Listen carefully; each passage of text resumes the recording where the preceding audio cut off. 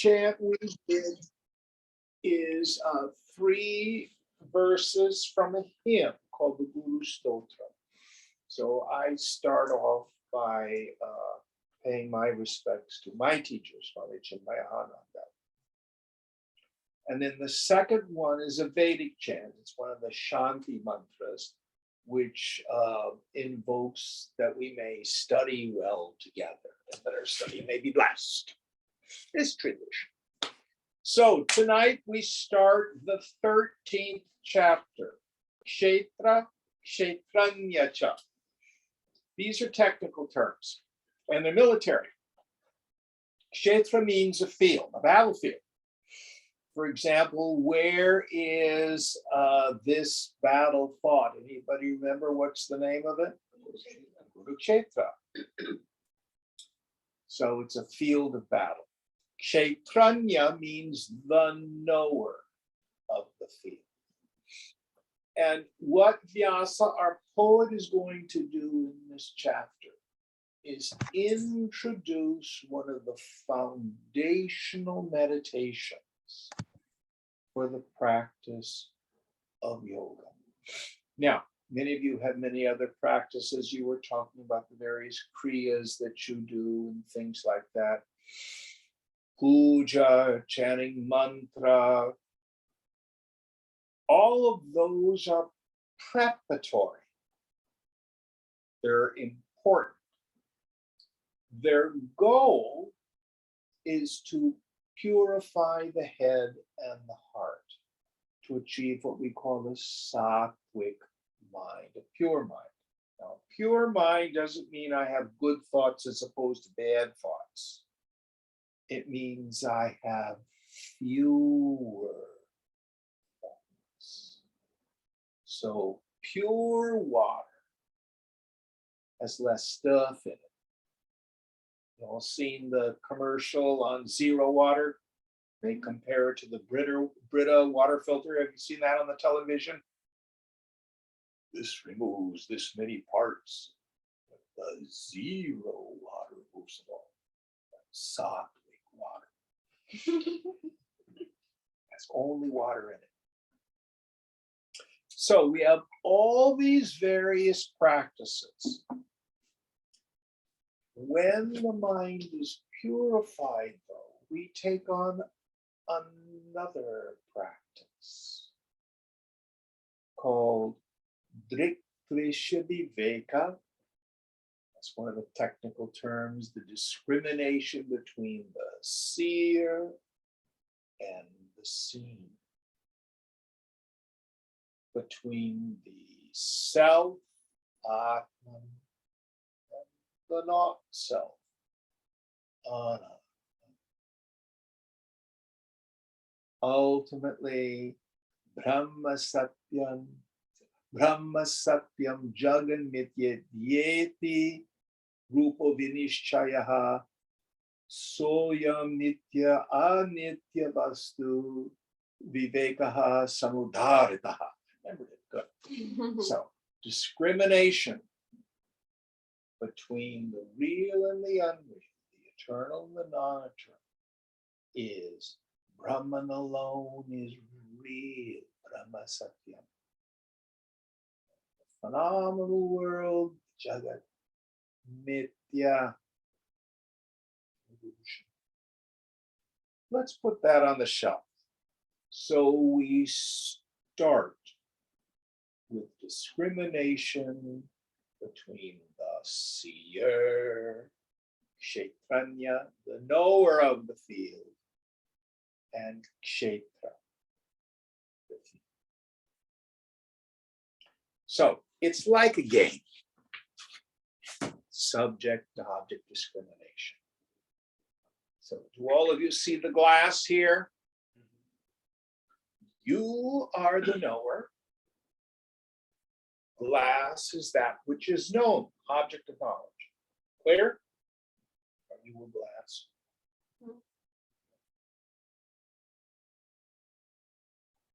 Very easy to see that. Can you smell the incense, the agarbatti? Yes? Yes. Are you incense? Mhm. You are the knower of the incense. Can you hear the traffic outside? You are not the traffic sounds. You are the knower of the traffic. So we can go through the entire phenomenal world perceived through the senses. We see that we have a subject object relationship with it. Any questions about that?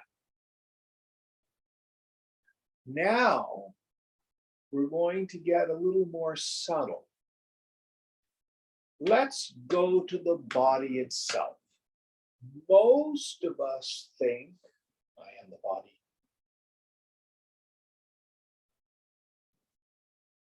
But when you were a child, you had a little body. You went through adolescence, your body has changed. Became a young adult, your body changed again. Some of us are seniors. Body continues to change.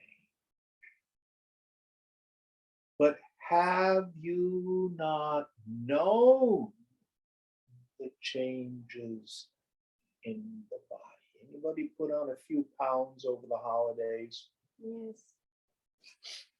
Do you know you got fat? Yes. Do you? Yes. Object of awareness.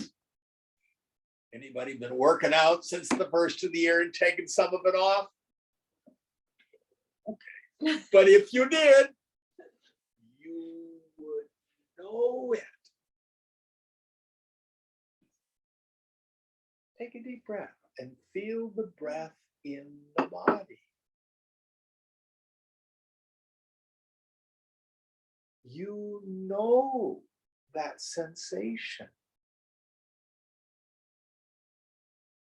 In fact, you have a subject object relationship with the body.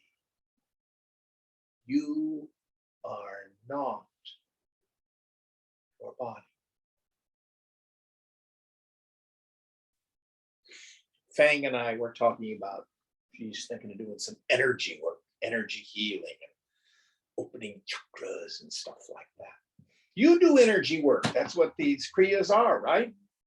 I guess I didn't think of them. Yeah. Aren't you moving energy around? Clearly not very effectively. Anybody ever experienced kundalini? Or maybe buzzing in your chakras? But do you not know the energy? We actually have a technical name for this. It's called the pranamaya kosha, the energy body. 5 subsidiary vayus. We won't go into that tonight. But a lot of people think, oh, it's about the energy. It's about the energy. A lot of people, when I was young, back in the 70s, I hung out with people who were followers of Yogi Bhajan, who's a Sikh. And we did Kundalini yoga. Just, oh God, we get blasted high. God, we would get high. We thought it was about energy. Thought it was about energy. Nothing wrong with that. It's another preparatory exercise. You are not energy. By the way, what's the goal of what we're talking about? We talk about self-realization, not energy realization, not body realization, self-realization. Koham. Who am I? I am not the energy. This is anatman, not self.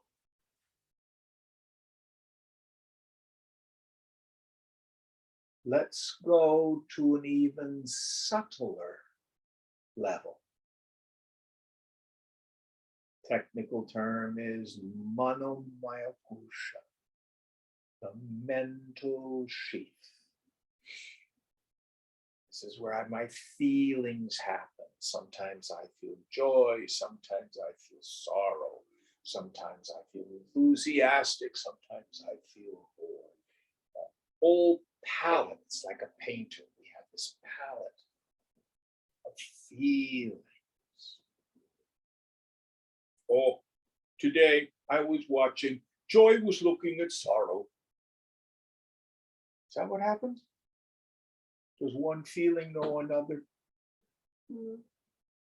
You sure? Of course not.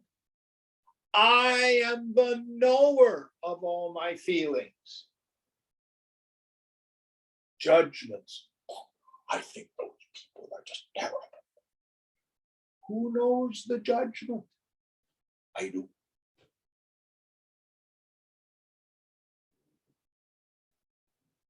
I am not the mind, the manomaya kosha. This is anatman, not self.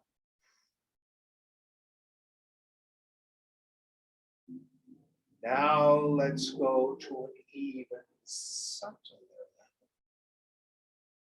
The vijnanamaya kosha. Intellectual sheath, sometimes also known as buddhi, intellect. In your head, do the problem 2 + 2. Think of what you had for breakfast. Close your eyes and visualize an angle. That place where all that happens. It's called the intellect.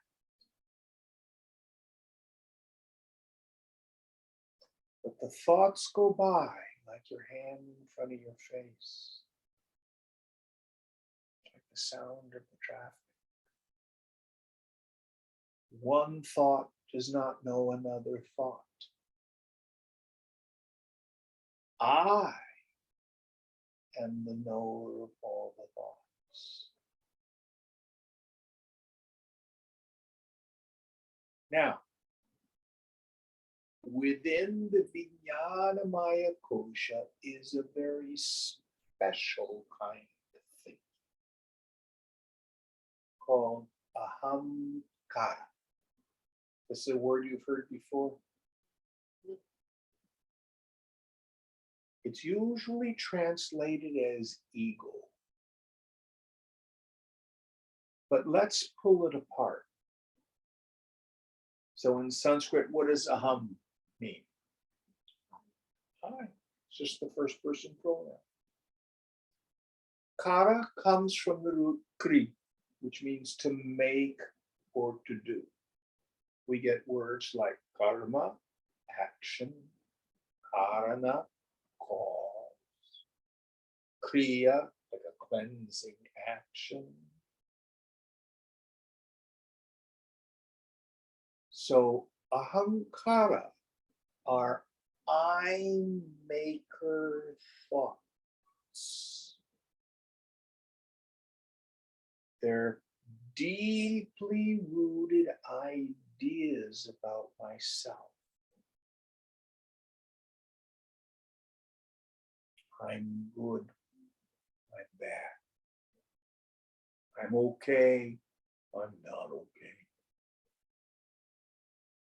I have low self-esteem. I have confidence.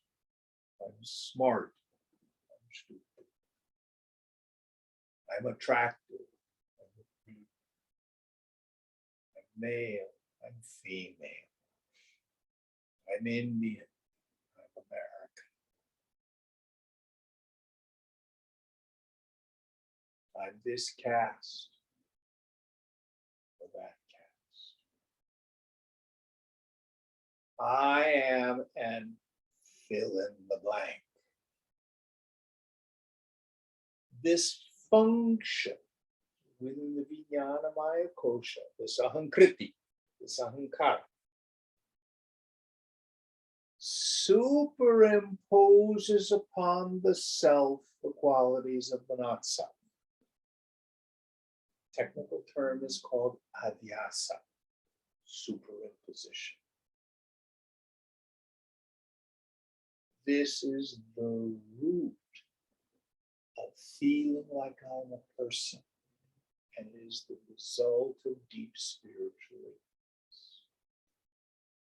ignorance.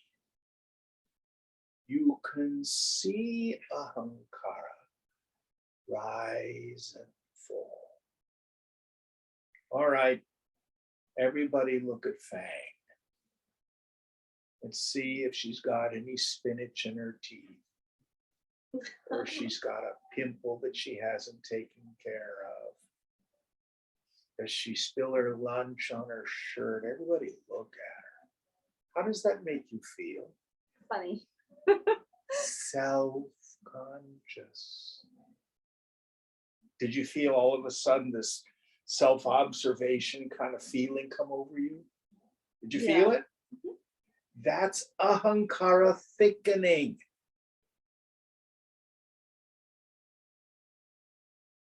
Now, when you're engaged in a project you love, or you're making love, or you're listening to music, or dancing, and you're not self-conscious, this ahankara thins out. See what I mean? Mhm. Were you aware of feeling self-conscious? I think so, yeah. Yes. Listen carefully. It is an object of perception. You see it thicken and thin. How can it be you? You know ahankara. Anatman, not self.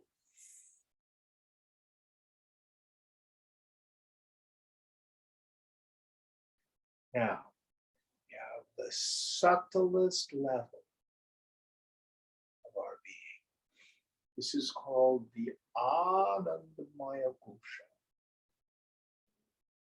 the bliss sheath. Everyone naturally and easily experiences it in two places. The first, when we satisfy a desire. Desire and object of desire become one. I go, happy.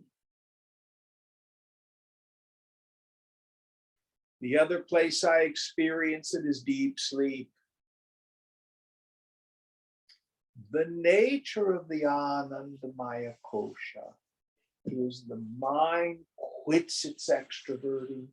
It's all folded up. It comes home. The Anandamaya Kosha, for those of you who had done some study, is the same thing as your vasanas. It's pure ignorance.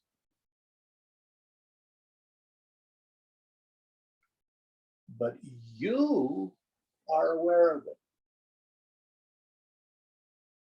Anybody satisfy a desire today and enjoyed? Now, how can deep sleep be an object of awareness? I'm not sure. I'm unconscious in deep sleep. No, you're not. I can prove it to you. We prove it through what we call the law of memory. The law of memory is that the rememberer and the experiencer must be the same entity. So, for example, did you have dinner yet tonight? Yes. Did I? I don't know. Why not? I wasn't here. Yes, you weren't here to experience it. You can't remember something you didn't experience. Mhm. Did I sleep well last night? Don't know. Did you? Yes. Ah, interesting. So you must have been there, the witness of the mind all folded up into the darkness of deep sleep. Listen carefully.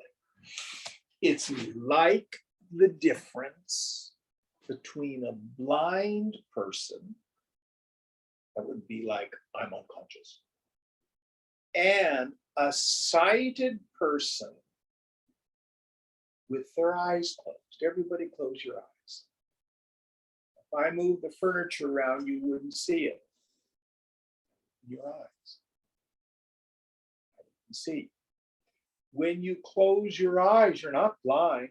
You're seeing the back of your eyelids, meaning the light and the sight is occluded. It's covered. But you are not blind when you close your eyes. Open them up. Or if I had blackout curtains in the room, turned all the lights off, you would be seeing darkness. If I lit a match, you'd instantly see it. You are not blind. So I, which is awareness itself, illumines the darkness of deep sleep.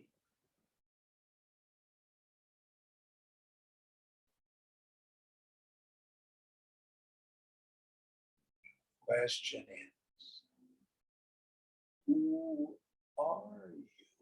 Who is this Kshetranya? So in the waking state,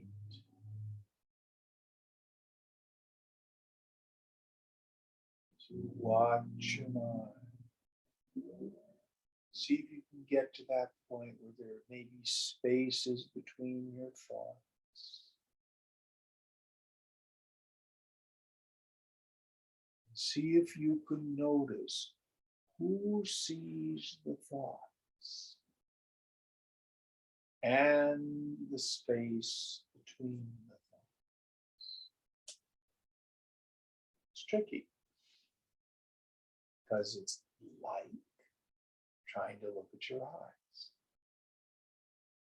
You will never see yourself as an object.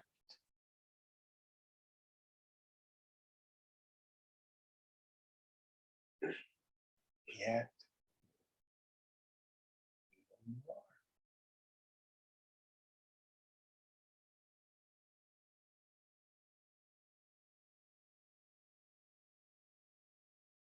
What is the nature of that self? It's the eternal subject, the illuminator of all objective phenomena. Nirupaham, without any form. Nirmalam, without any dirt or taint. Vigunaihi, beyond the goodness, the qualities of the mind.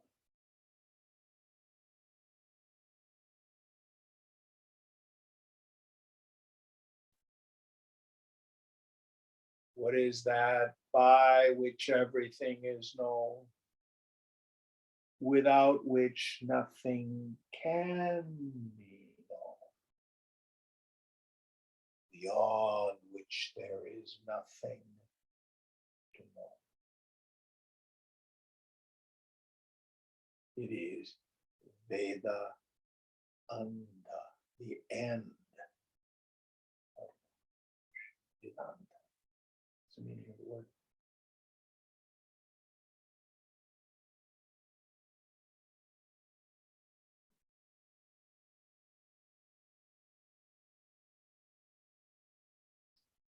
Now, you see the room from your viewpoint. see the room from my viewpoint. You are aware of your body. I am aware of my body. You are aware of your thoughts and feelings. I'm aware of my thoughts and feelings. But when you, as it were, look behind your eyes and notice the knower, what's there is Chidakasha, the space of consciousness itself.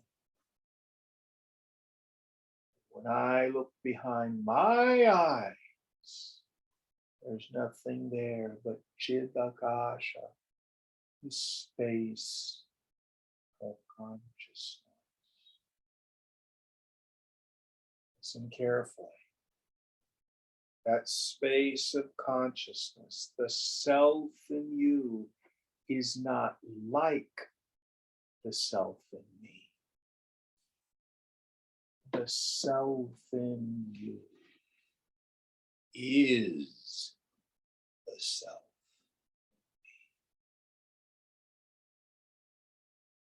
There's only one of us here. Peeping through all these equipments, these intellects, these minds, these bodies. The conscious being.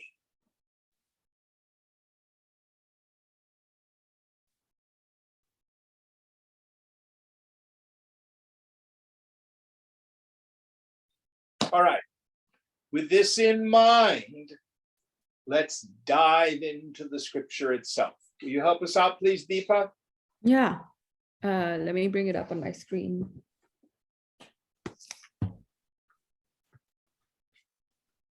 Shloka 1. Arjunavacha Prakritim Purusham Chaiva Kshetram Kshetrakyameva cha Etad Dveditumichhami Yanam Gyeyam cha Keshava. Arjuna said, Prakriti or matter and Purusha spirit, also the Kshetra, the field, and the Kshetranya, the knower of the field, knowledge and that which ought to be known. These I wish to learn, O Keshava. Okay, so there are two other technical words that Vyasa, our poet, uses here. He borrows the language of the Sankhya philosophy. That's one of the 6 schools of philosophy in the ancient Hindu tradition. Prakriti means matter. Purusha means literally person. Anybody here ever studied in the Rig Veda, the Purusha Sutkam?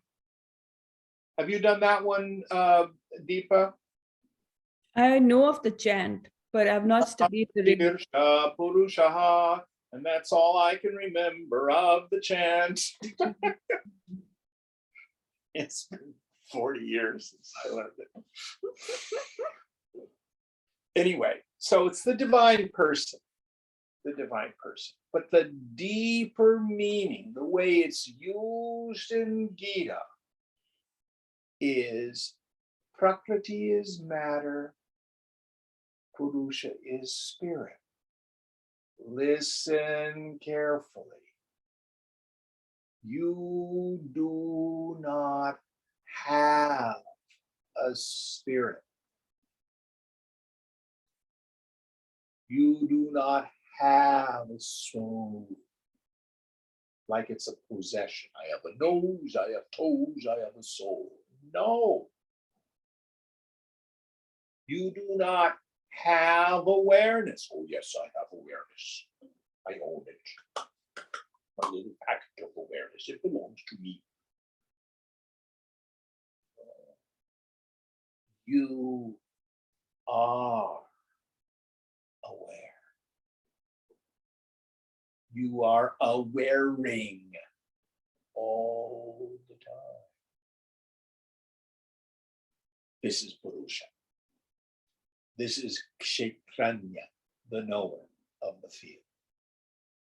Prakriti, matter, means all objects, all energy, all feelings, all thoughts, including the Ahankriti, the ego thought, and the ignorance, the darkness of pure vasana or deep sleep. All of that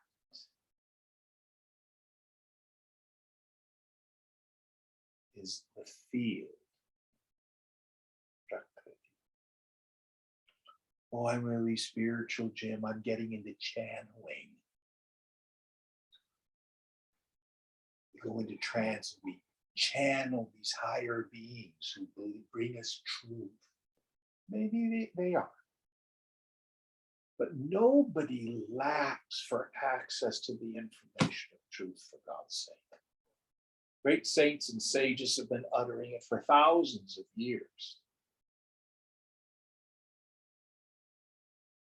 Konar came through and talked to us.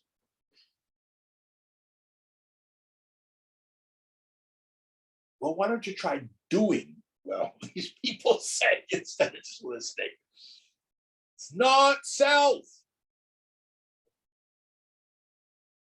You can know it if it has a beginning and an end, if it occurs in time and space, if it has qualities, if it has characteristics, if it's confined to the waking dream or deep sleep state, if it's in the past, present, or future, and most importantly, if it is knowable. That isn't it.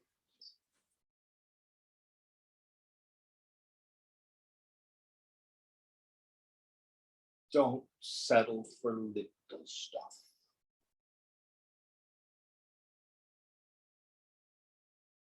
Now, let's see what the Blessed Lord answers. Next verse. Yeah, bringing it up. Shri Bhagwan Vacha Idam Shariram Kaunteya Kshetramitya Vidhiyate Etadyo Veti Tam Prahu Kshetrajna Iti Tadvidaha. The Blessed Lord said, this body, O Kaunteya, is called Kshetra, the field, and he who knows it is called Kshetranya, the knower of the field. By those who know them, Kshetra and Kshetranya, that is by the sages. So, what is that which we need to know? We need to know the difference, the distinction, the discrimination between the field and the knower of the field. Now, in Hindu scripture, usually, not always, but usually, the essence of the teaching is what's taught first. Then they break it down. For the A++ students, all you need is the second verse. Why does he just say the body? Sharira. Lots and lots of meaning here. One understanding, the bija vasana. Bija means seed, the essence, what causes it all. The seed attachment, the seed vasana is deho vasana, attachment to the body. We can get really, really subtle. But in the end,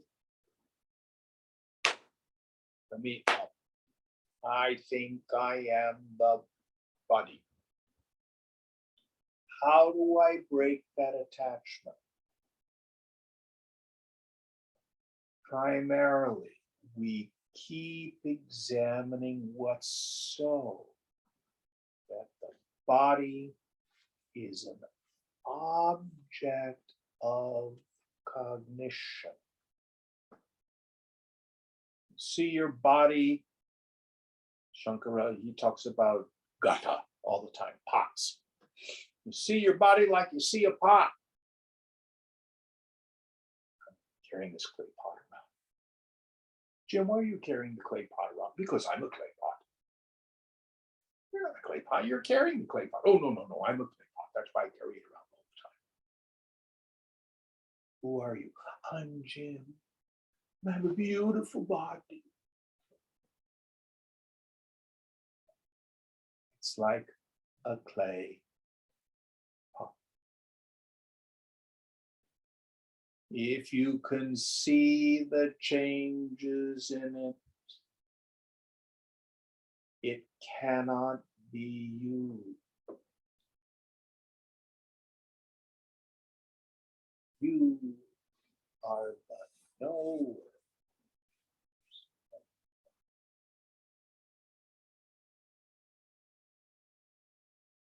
So here when we say Sharira, body, we mean the entire range also of our equipment. What we call the upadis, the equipment. It means the physical body, it means the energy body, it means the mental body, it means the intellectual sheath, all of that. All of that can also be interpreted as Sharira, the body. We want to see the human being kind of like an iceberg. So if you watch the movies of the Titanic or any other ship that hits an iceberg. Now, some of you are scientists. I'm not good at this. Is it 9/10 of the iceberg is below the water? Is that right? Yeah, 6 out of 7. 6 out of 7. Okay. So 1/7 is above the water.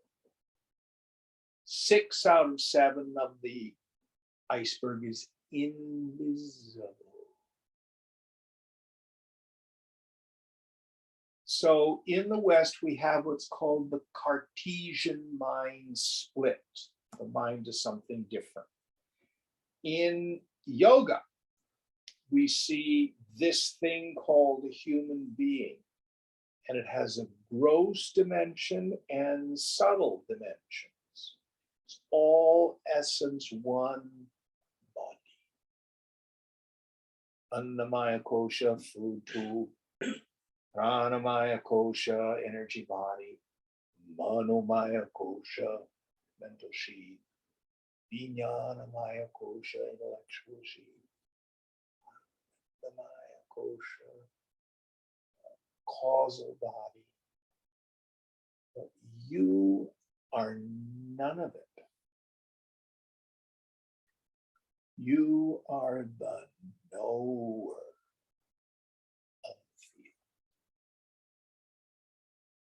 Any thoughts on this?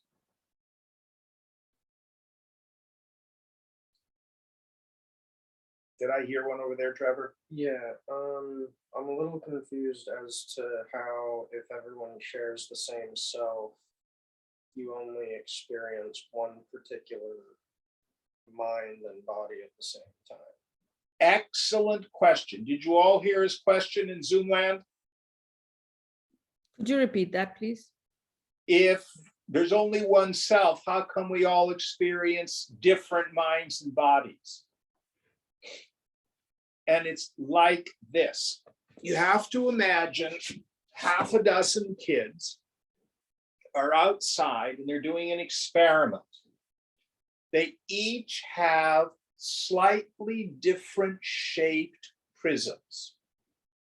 And each person has a white piece of paper. Each one of them has the prism, and the one sun strikes each one of these 6 prisms. because the prisms are slightly different shaped, the spectrum that shows up on the piece of paper is slightly different. Sometimes the yellow band is wider, and this one, the red band is real skinny and stuff like that. Because the prisms refract the one sun differently. So your Vijnanamaya kosha is different than mine. But there's one conscious being striking the equipment of each, illuminating it. Another image I like to use. Imagine I've got a big piece of butcher paper, and there's half a dozen pinholes in it. The room is dark. And from your viewpoint, you're seeing 6 lights shining through the paper. So the question is, are there 6 pen lights, one behind each hole? Or is there one flashlight shining through all 6 holes? This hole can go, oh, I'm a flashlight, my very fair being. What are you? I'm a flashlight too. They're not really different flashlights. Now, this is my favorite image.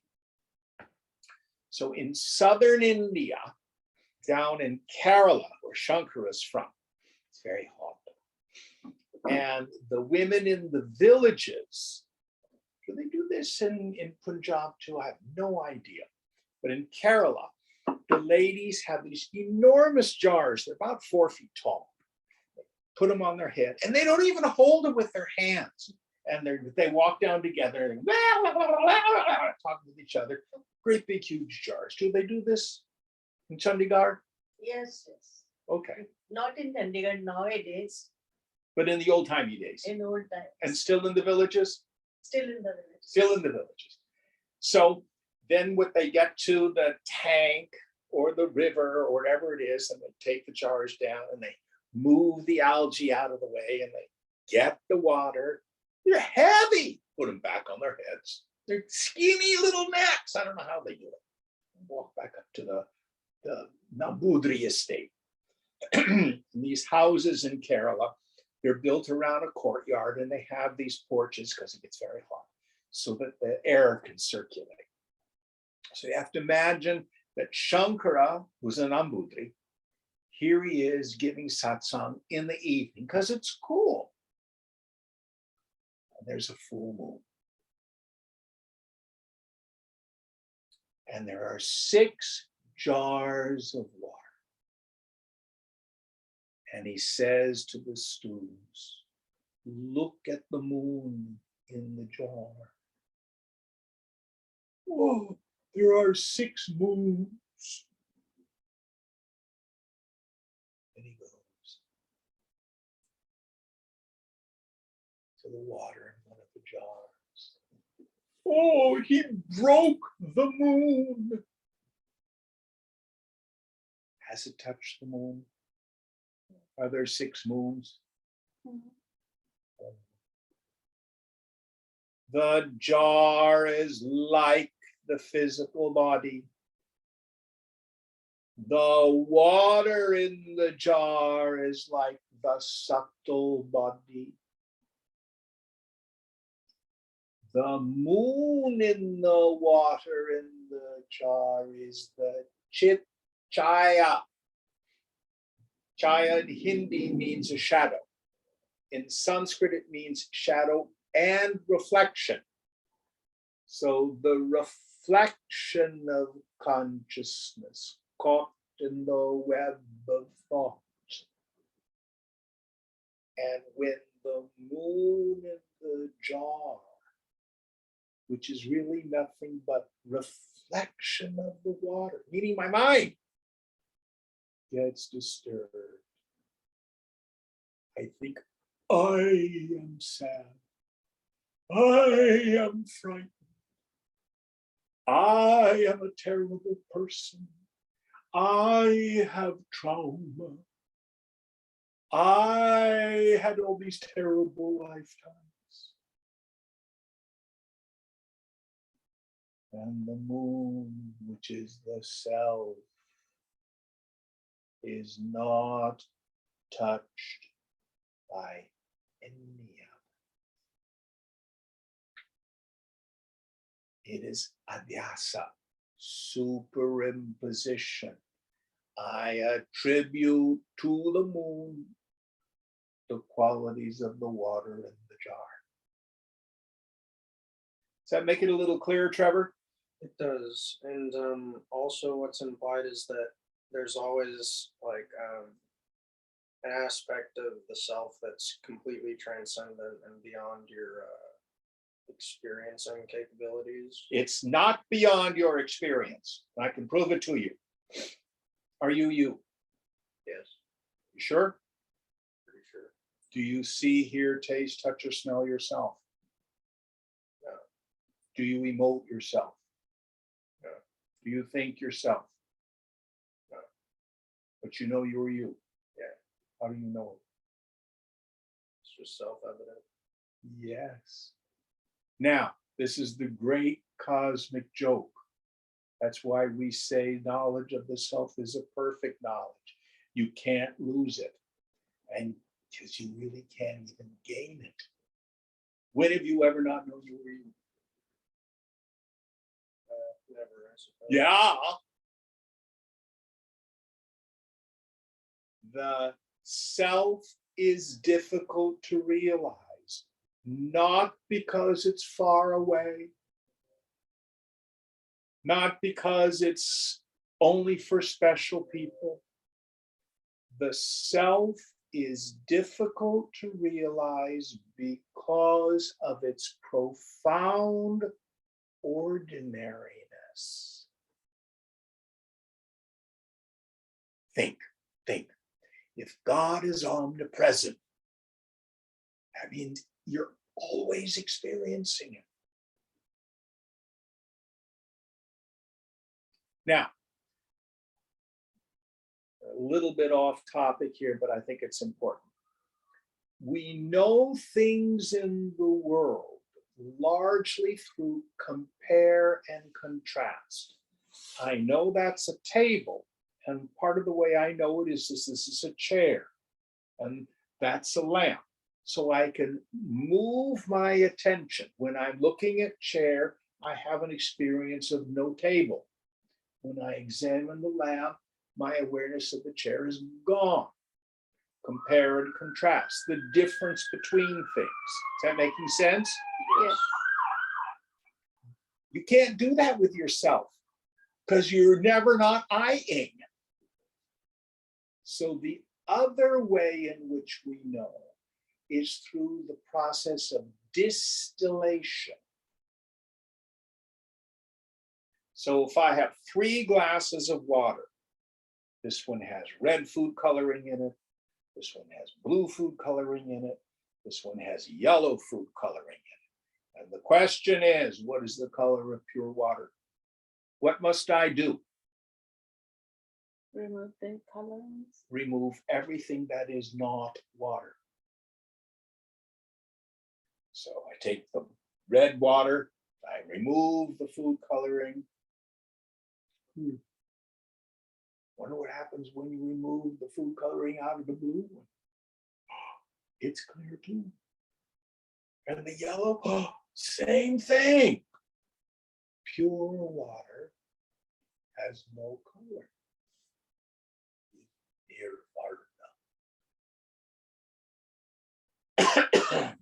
So we have to use the same methodology for knowing the self. We have to remove from our awareness everything that is not self. How? I just withdraw my attention.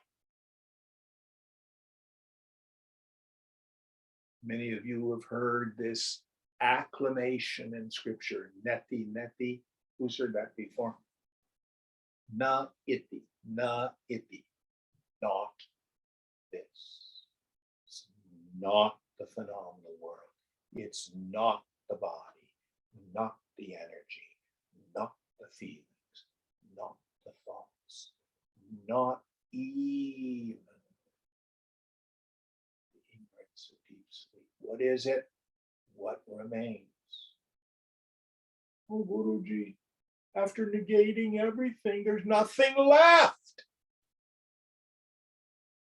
How do I know the self? Clever are you?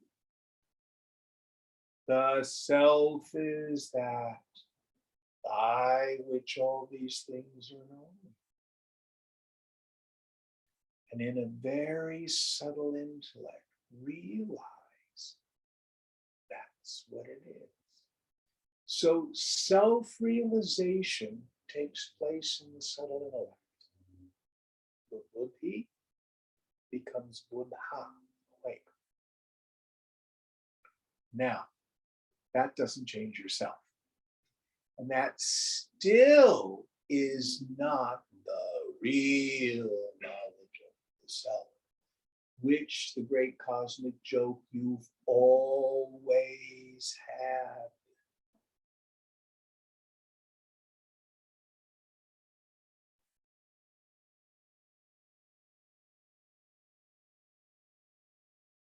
Make a little clear?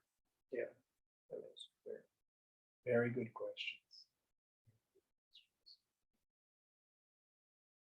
Subtle, subtle stuff. I love this chapter. All right, next verse. The third shloka.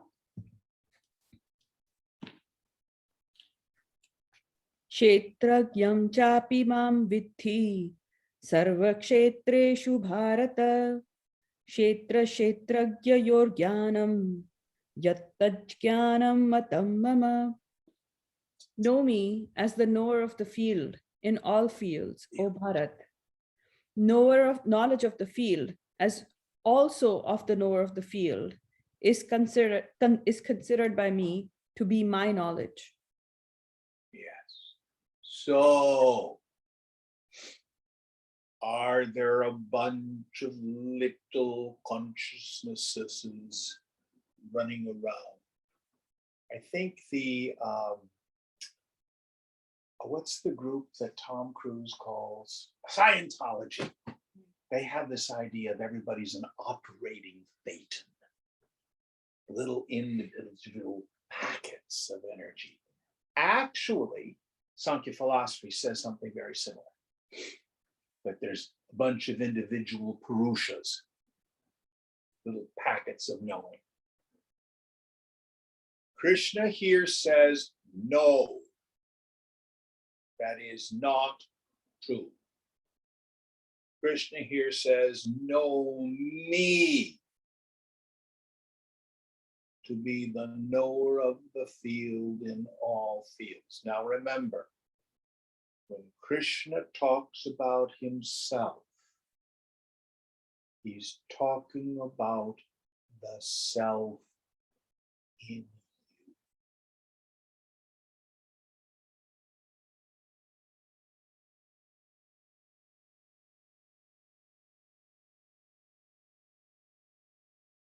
So we went through that exercise before with Trevor's question.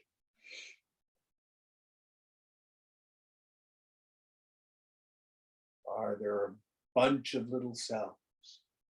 No, there's only one. Now, right now, that may just be an intellectual understanding. We call this paroksha jnana, indirect knowledge. You hear that from the scripture, you hear that from the teacher. But if you continue your meditative practice and practice intense vairagya, detaching from, letting go of my attachment to enjoyments and aversions of the world, and letting go of my identification any idea of self. The body up to the scriptures say Brahma, the creator, meaning I'm a powerful person.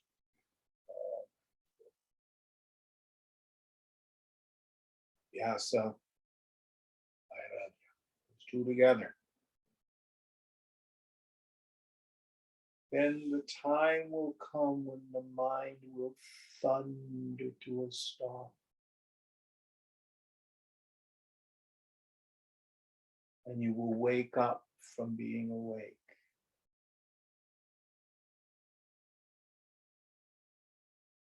Just like when you were the dreamer and that seems so real, and you wake up in the morning and you become the waker. So also, when Nirvikalpa Samadhi dawns on the mind ends.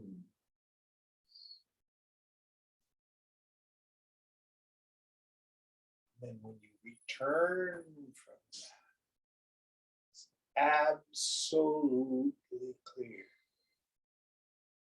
Not only are you not a person, but you never were.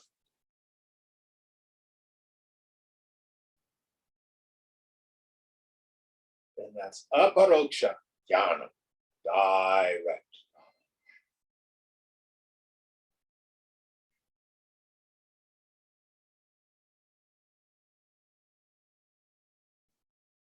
All right, next verse. Shloka 4.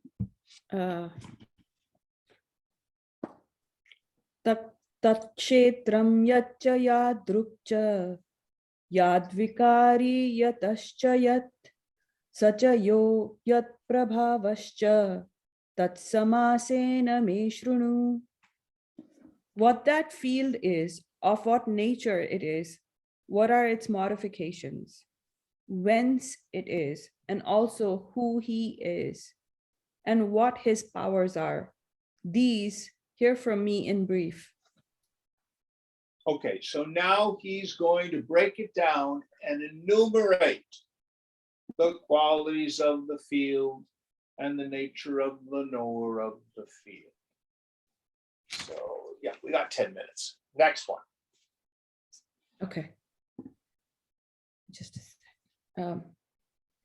Rishi bhirbahuda gitam chando bhirvidvidhe prithak brahma sutra padescheva hetumad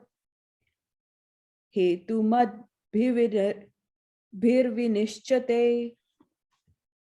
Rishis have sung about the field and the knower of the field in many ways, in various distinctive chants, also in the suggestive words indicative of Brahman, full of reason and decision. So here, Vyasa, our poet, is footnoting. He says, this philosophy that I'm explaining to you, which implies a practice, I didn't make it up. This is the essence of what we find in the Upanishads. Now, in our Hindu scriptures, we have clear contradictory teaching.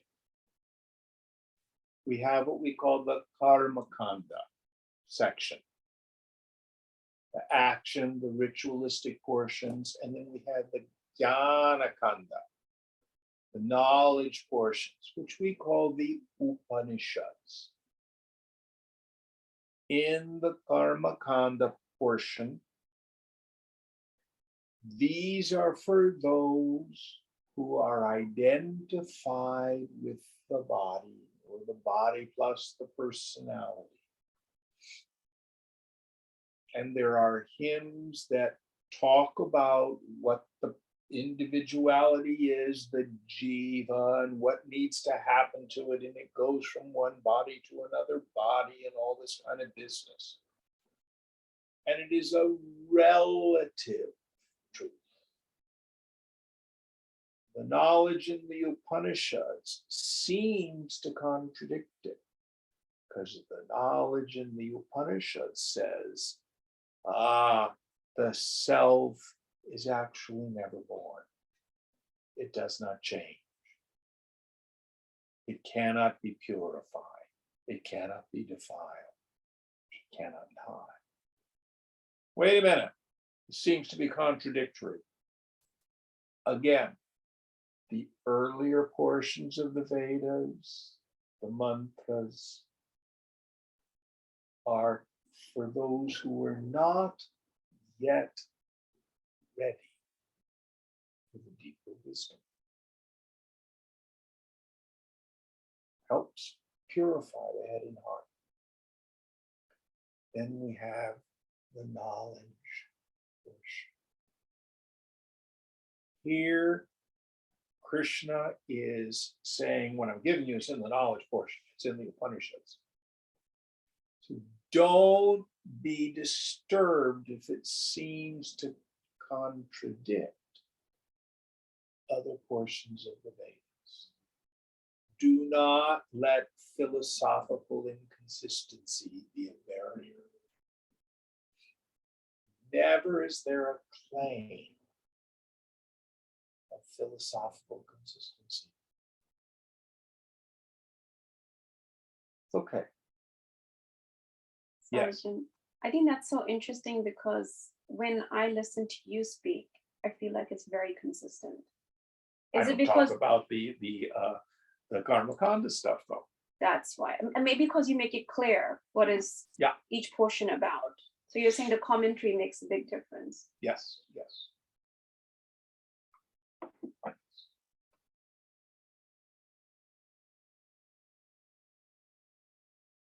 All right, any thoughts on this? All right, next verse.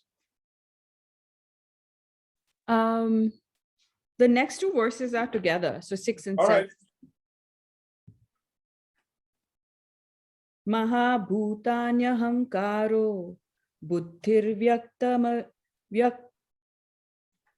vyaktama evacha indriyani dashekam cha pancachendriya gochara ichha dvesha sukham dukkham sanghatashchetana dhriti etat takshetram samasena savikara mudahritam.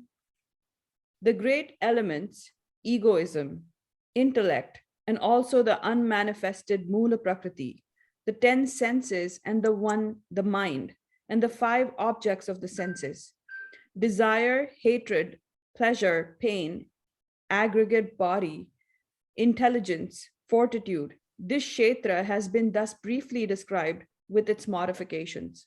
All right. I think we're going to save this for next week. There's no way I can go all the way through all this in 5 minutes. So which verse is this? 6 and 7? 6 and 7, yes. We'll take those up next week and we'll end a little earlier, or we can take questions for a few minutes. Anybody have questions? Anybody in Zoom land have questions? Yes. Today, something you clarified for me, just wanted to let you know. I thought when I was in meditation and I felt that bliss, that was it. But today I heard you say something really different. That is the Anandamaya Kosha. I need to go even beyond that. No. Okay. So did you all hear her doubt? What is the difference between Ananda and Anandamaya Kosha? Mhm. Okay. So yourself is sthita.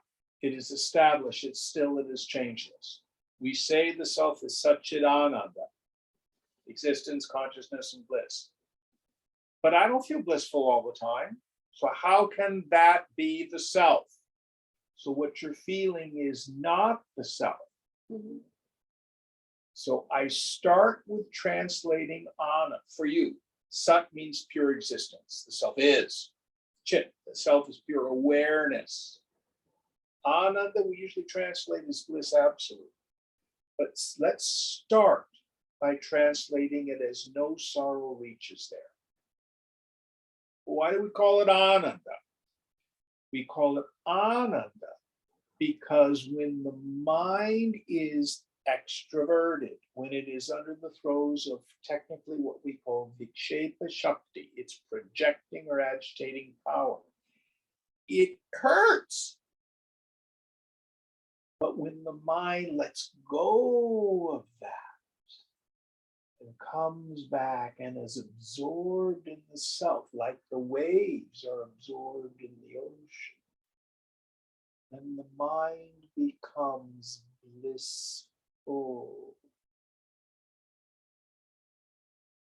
So that deep peace and joy you get in meditation goes by many terms. One of my favorites is Brahmananda Rasa, the juice of the taste of Brahman. Another one the scriptures will use is Atma Ramana. What's that dude's name up there? Ramana Maharishi. What does Ramana mean? To revel. Ramati, to revel. So to revel in the self. So it is the mind, because it finally knows where happiness is. It's in my own self nature. Comes home. Susili shared something on Wednesday last week that's attributed to the Buddha, and I just love it. Let go a little, get a little peace. Let go a lot, get a lot of peace. Let go absolutely.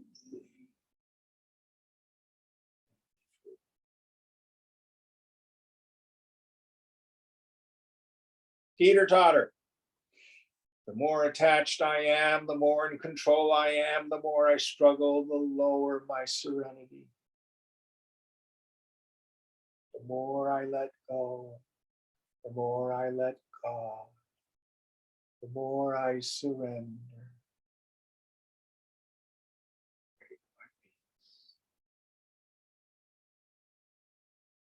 So my question, if I could ask a follow-up question Sure. on that. Theoretically, it makes sense. The more you let go, the more peace there is. But practically, I just cannot do it. So, do you have? Yes, it's because you still think the world is real. You still think the world has the capacity to give you a real joy or cause you real suffering. We'll talk about that. But it's an excellent question. You can't just turn it off. All right, now it's 8 o'clock. So we'll end so the Zoomies can stay online and we can talk a little more. I'm more than willing to ask more questions, but let's chant. Om Purnamada Purnamidam Purnat Purnamudachyate Purnasya Purnamadaya Purnameva Vashishyate. Om Shanti Shanti Shanti Hari Om Sri Guru Pyo Namaha Hari Om. Oh, that's all. Now, let me follow up on your question. So, when we superimpose on the self the qualities of the not self, two things happen. First is fear. I think I'm not going to be okay. I'm going to fall into some abyss. I'm threatened. Make sense? Yes. The other one, when I think that happiness is in people, places, things, and conditions, then I have the compulsion to try to get happiness in the world. Of course, we can't let go as long as I think I'm a person, and as long as I take that the world as real. Now, let me show you what happens with the world. This is my little prayer stone. This poor thing gets a bad rap. This is a stand-in for whatever it is that I think is going to make me happy. Getting the relationship, getting the job, getting the house. So first thing that happens is what we call priya. Priya means it's dear to me. I determine what's dear. Then I get proximate to my object of knowledge. I buy it. I go on Tinder. Right.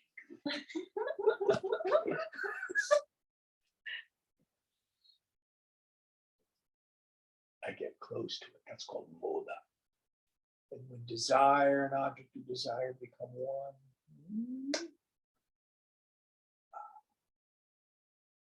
actually what's happened, for an instant, my mind has ceased its craving. It's ceased its longing. But in my ignorance, I think it's caused by the object. But the yogi comes to understand the world isn't bad. There's nothing wrong with the world. In the end, sarvam kalvidam brahma, all this is verily Brahman, it's God. It's the forms that are void. They're just empty. I just use the object to induce the state of a mind coming home. The yogi understands that's my self nature. If I let go my attachment to the world, doesn't mean getting rid of all the objects. It means getting rid of my attachment. And the mind stays home. Then you watch the movie. You watch it go by and you don't get surrounded by it. Self-realization also frees us from fear. Nothing can touch me. What do I have to be afraid of? Even dying is safe. So the reason I can't let go is because I don't see. Now, Shankara, who's a great saint, has this classic image, the Sarpa, Raju Sarpa, snake in the rope. Have you heard this example before? So you got to imagine that there's a king in ancient India, and he's fat. And he likes to smoke at night.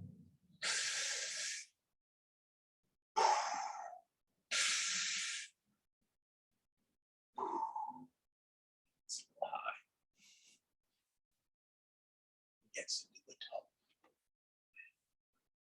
Because he's fat, guess what happens? The water goes out the sides of the tub. He's soaking away. Hot day, hot day. How nice and relaxed. He has his little rubber ducky. I guess in ancient India would be a wood ducky. So he's finished with his bath. So he stands up, he steps out of the tub, and he steps on a snake. Well, you know, palace was open. Snakes come in because they like the water. And he thinks to the ministers, the servants, don't come any closer. I'm a dead man. And the servants say, Your Majesty, please look down. Oh, no, I don't want to see the snake. Look down, please, sir. Finally, he looks. And it wasn't a snake after all. It was a rope, a wet piece of rope. So where was the snake? Yes. So how did he get rid of the snake?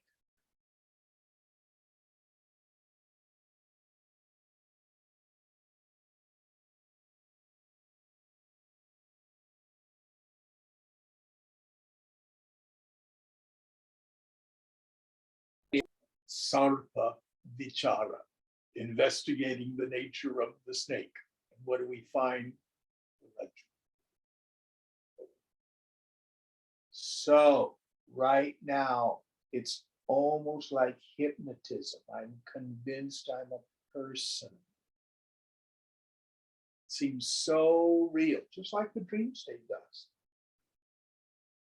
No blame. But there is a way out. That's called vichara. Investigate with a very subtle mind. Who am I really? Till you're convinced through your direct experience that nothing in this world is going to touch you.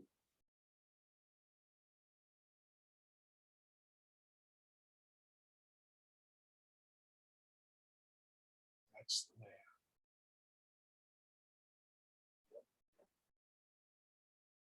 But we need to understand what the problem is. What is bondage? How does it come about? How does it continue to exist? How do I get out of it completely? What is the self? Who, the not self? Who is the real self? What's the process of discrimination between the two? Those great 7 questions Shankara poses. What is my bondage? Bondage is this mysterious ignorance. It's caused by lifetimes of attachment and identification. All it is. Habits of thinking.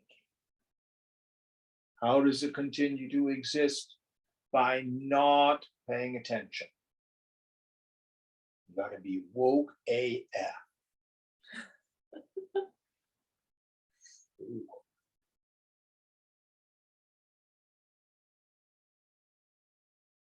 How do we get out of it completely? Realize who you are. Realize what this world is. What is the not self? Kshetra. We just went through it. Who is the real self? The knower of the field in all fields. Who is never touched.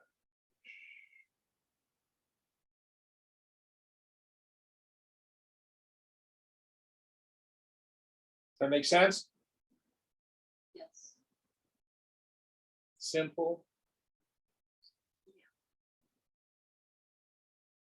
Now, at the end of the 6th chapter, Krishna gives Arjuna all these instructions on meditation and how to gain this dominion over the mind.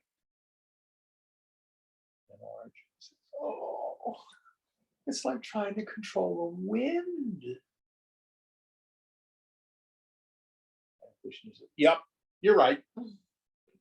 But it can be done.